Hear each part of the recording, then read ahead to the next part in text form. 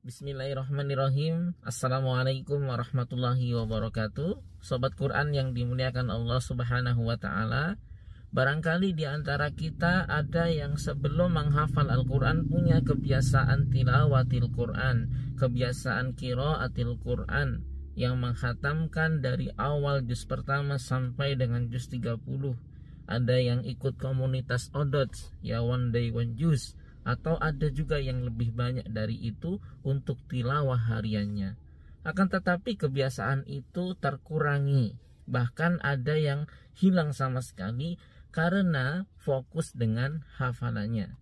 Kita ketahui bersama bahwa ketika kita menghafal Al-Quran, tidak hanya sekedar aktivitas menghafal saja yang kita lakukan, tapi juga ada aktivitas murojaah, menjaga hafalan yang sudah kita dapatkan.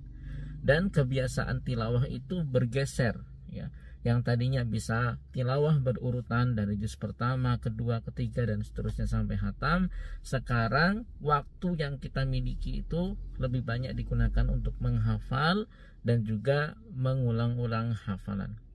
Nah, ini bagaimana? Apakah kita mengalami penurunan, ya, penurunan kualitas ibadah kita, interaksi kita dengan Al-Quran yang tadinya bisa tilawah sekarang enggak gara-gara menghafal? Nah, kita perlu pahami bersama bahwa Rasulullah SAW itu mengatakan, man qara'a harfan min kitabillahi falahu hasanah fal hasanatu bi asyri amsalihha. Siapa yang membaca satu huruf dari kitab Allah, dari Al-Quran, maka akan diganjar dengan satu hasanah, dan satu hasanah itu dilipat gandakan menjadi 10 kebaikan atau 10 pahala. Artinya kalau kita hitung-hitungan secara matematis, satu huruf yang kita baca dari ayat Al-Quran, ayat manapun, mulai dari basmalah di surat Al-Fatihah sampai dengan ayat terakhir di surat An-Nas, itu semuanya merupakan bagian dari ayat-ayat Al-Quran. Dan ayat manapun yang kita baca, maka kita akan mendapatkan 10 pahala pada setiap huruf yang kita lantunkan. Nah, maka dari hadis ini dapat kita simpulkan bahwa ayat apapun yang kita baca, baik itu menggunakan hafalan, baik itu menggunakan binazor, ya, melihat mushaf, apapun metode cara kita membaca, tetap akan mendapatkan pahala yang sama, karena tidak disebutkan secara spesifik bagaimana cara mendapatkan itu atau cara membacanya, apakah harus dengan hafalan, apakah harus dengan binazar melihat mushaf, apakah harus berurutan. Tidak ada. Yang disebutkan Rasulullah adalah ayat manapun yang dibaca maka akan mendapatkan satu hasanah. Nah, kembali lagi dari pertanyaan di awal tadi, bagaimana dengan kebiasaan tilawah kita yang hilang gara-gara kita menghafal Al-Quran? Waktu kita sudah tercurahkan sepenuhnya untuk hafalan kita. Jadi dari penjelasan saya di awal tadi dan hadis Rasulullah SAW yang saya kutip tadi, bagi kita seorang penghafal Al-Quran, maka ketika kita menghafal hafalan kita atau mendapatkan hafalan kita, mengulang-ulang ayat yang akan kita hafal, itu sudah mendapatkan pahala tilawah juga. Ketika kita murojaah hafalan, kita juga sudah mendapatkan pahala tilawah juga. Nah, jadi justru ketika kita menghafal dan murojaah, kita mendapatkan double pahala. Kalau kita hanya tilawah saja, kita tidak dapat pahala hafalan. Tapi ketika kita menghafal, maka kita mendapatkan pahala menghafal, pahala hafalan, dan pahala tilawatil Quran. Jadi double, ya.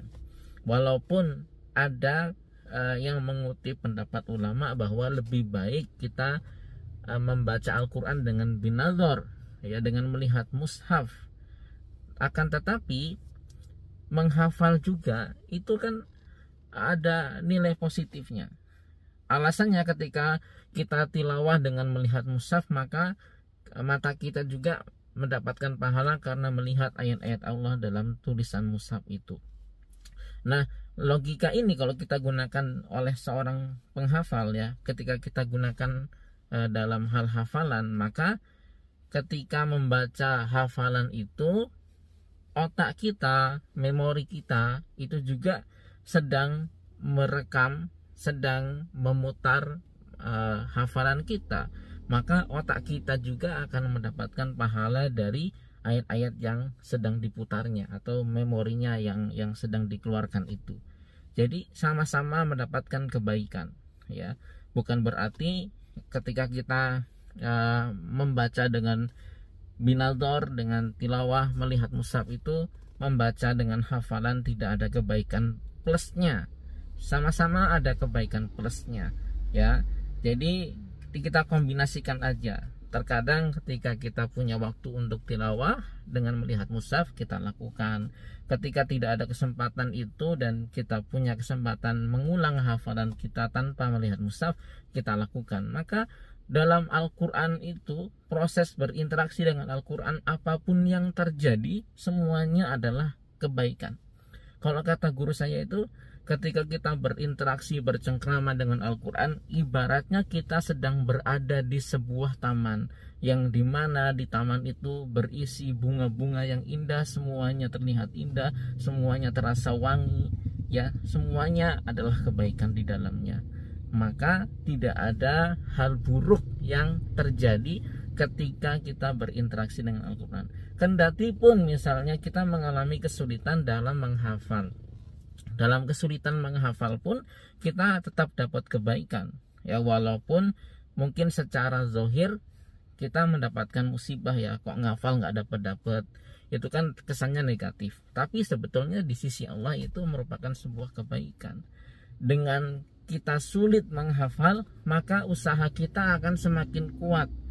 Pengulangan ayat yang akan kita hafalkan itu lebih banyak dibandingkan dengan ketika kita menghafal tapi cepat dapat. Kalau kita menghafal cepat dapat, mungkin diulang 2 kali, 3 kali, 5 kali sudah dapat. Tapi kalau kita susah hafal, kita perlu mengulang puluhan kali. Dan dengan pengulangan yang lebih banyak itu, maka pahala yang kita dapatkan pun akan lebih banyak. Dan Allah juga pasti akan melihat usaha kita. Jadi ada nilai usaha.